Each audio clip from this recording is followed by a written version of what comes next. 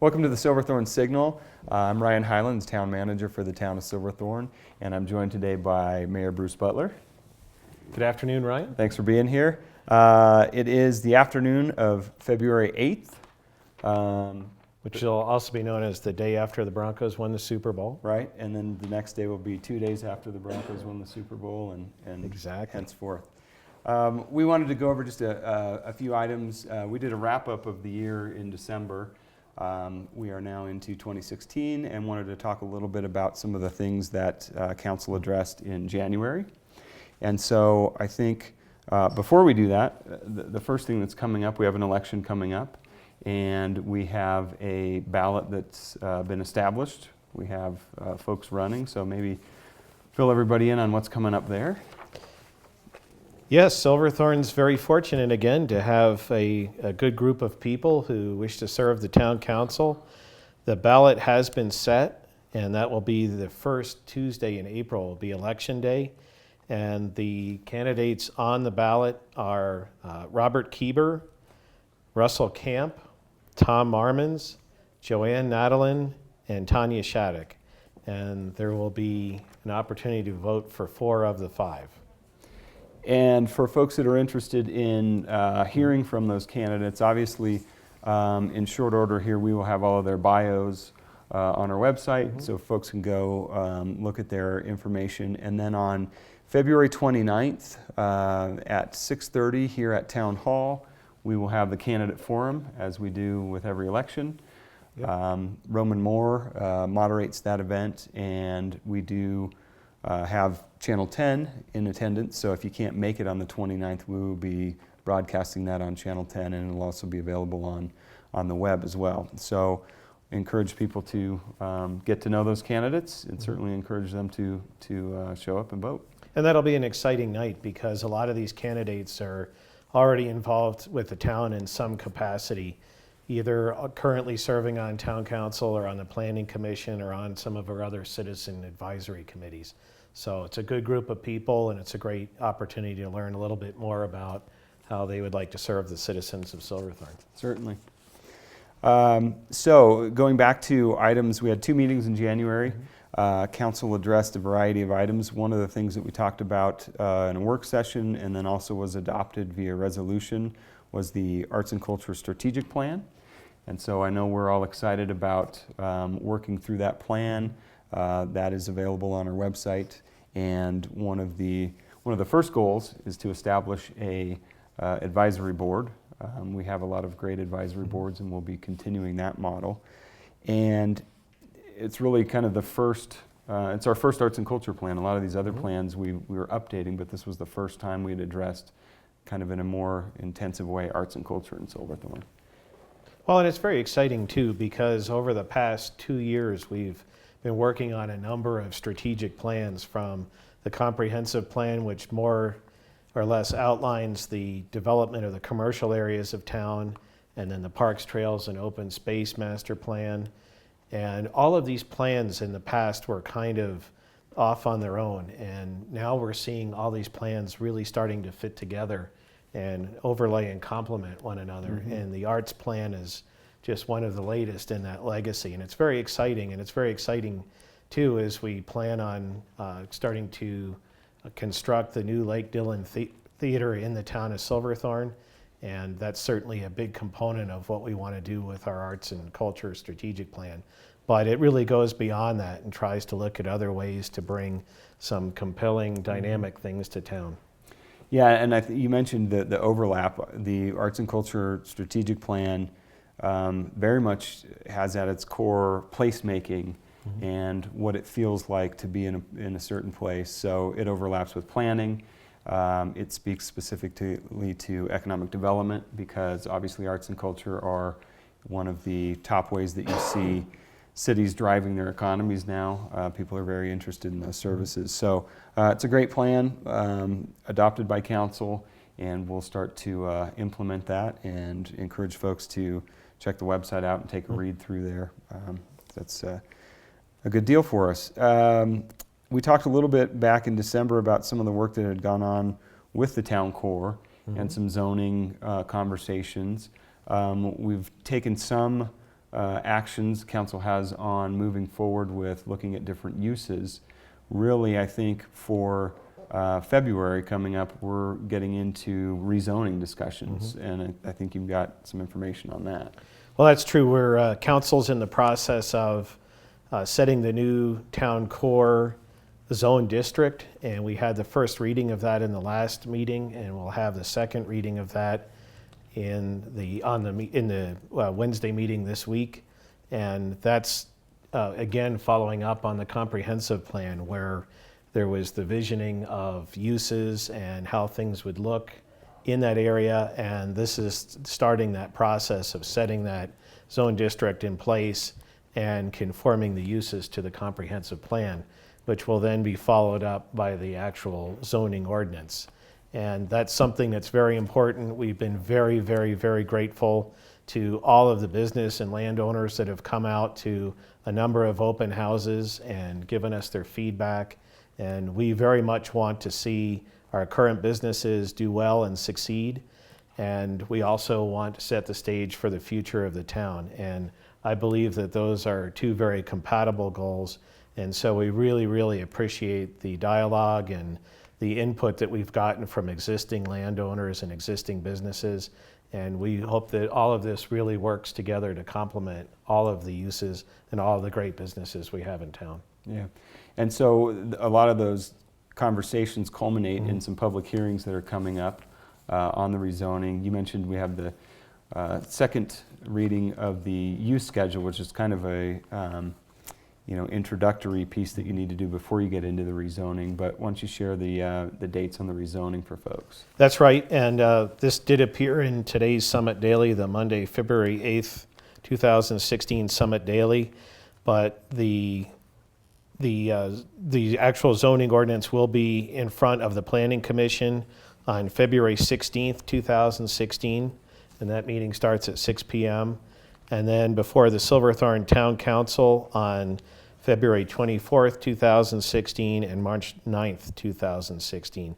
And both of those meetings start at 6 p.m. and that's the current schedule for consideration. Right. And so notices have gone out to all those property owners in that zone district as well as those that are around it. But I think it's a topic that's of interest to the entire community. So if you're interested in that, come on out to the public hearing and learn more about it. Absolutely. Again, we've appreciated everybody who's contributed and presented their thoughts in the open houses that we've had, but it is a very important aspect of planning for the future of the town, and we really do want to see engagement on this. So please, if you do have something to contribute, please do come to those hearings. Yeah, great. Another thing that was addressed in January by the town council was the marketing and communications strategic plan. We kind of took that in two pieces, I think. We started, as we had talked about in our last show, looking at, with community members and stakeholders, what's the authentic way that we want to market and communicate what we're doing here. So that was kind of the first step. The second is looking at the different opportunities that we have to share that story. And so I think we'll continue to refine that. It's kind of a work in progress. We'll be continuing to work with our EDAC members and other folks, but it's exciting because I think we're making some headway on a topic that we hadn't really addressed formally in a long time.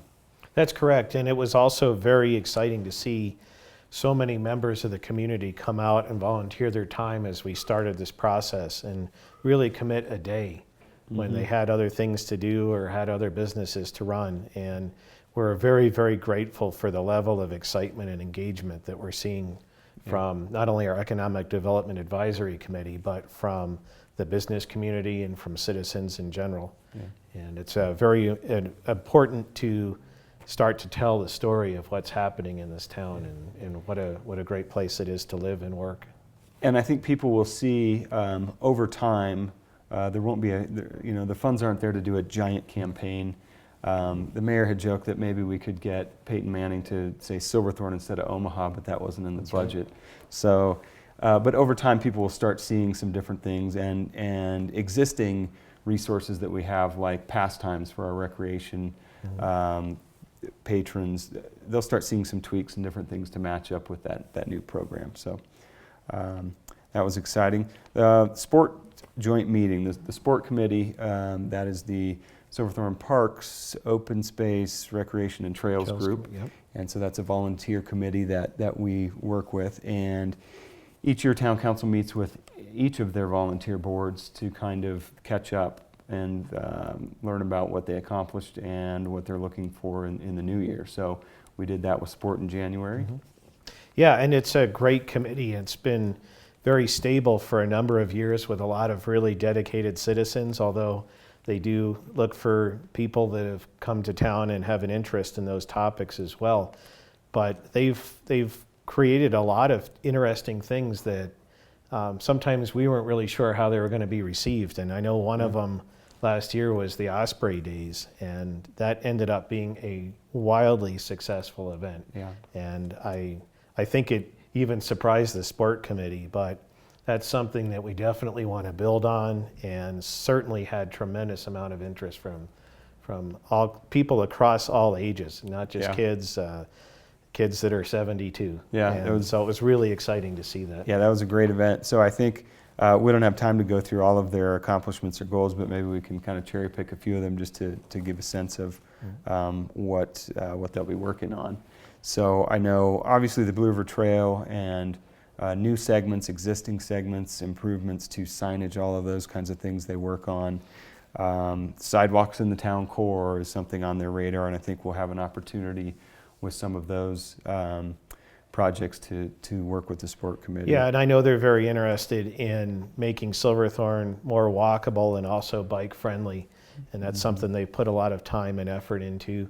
And also, really, again, we're back to master plans again, but planning parks. And I know that we're in the process of looking at both Arctic Placer and also Rainbow Park and ultimately Trent Park and North Pond as well. But I know that they're looking at proceeding with some master plans for those parks this year with the anticipation of doing some physical improvements and construction in 2017. And I know from the update that was done, there are some really exciting amenities that are planned in those spaces, and I think will really transform those parks, make them great gathering places. And you mentioned Rainbow Park. I think this year the effort that sport will be involved with staff is we've done a lot of improvements. It's a fantastic park, but one of the areas that we haven't really touched yet is the entrance there. There's the small parking lot, which could probably be expanded. There's a dumpster that's kind of not in a great spot because it is right at the entrance to the park. So they'll be working on that plan. So that's exciting to kind of finish up some of the latest improvements. That's there. true, and there's been, for people that have been around for the past few years, a tremendous amount of new and exciting things that have been done at Rainbow, from the main playground to what we always referred to as the tot lot, but that's basically a playground that's specifically designed for younger children, and sand volleyball, and a lot of different things. The And basketball court, the tennis court, we've really... and don't forget pickleball. And pickleball too, that's right. Yeah, a lot of investment, and council's going to continue that with the entrance there. So sport committee, great committee, just like all of our volunteer committees, and it's great to kind of highlight some of the work that they're doing here. So one of the other things that's very popular in town is beer. That's true, that's true. And we have talked about Angry James Brewery before, but they were in before the town council for a site plan modification. They're hoping to get moving in the spring, and they had prior approval from the council and the planning commission, but had some slight tweaks that they made to their plan. We'll show those on the screen. And not significant tweaks, but enough that were required that they come back and go through a short process. But that's a very exciting project, and it'll be a completely new business. It's a lot that's currently empty, and so it'll be very exciting to see that go vertical, and that'll be our second brew pub in the town of Silverthorne. So we've been very excited to see the growth of that industry in our town. Yep.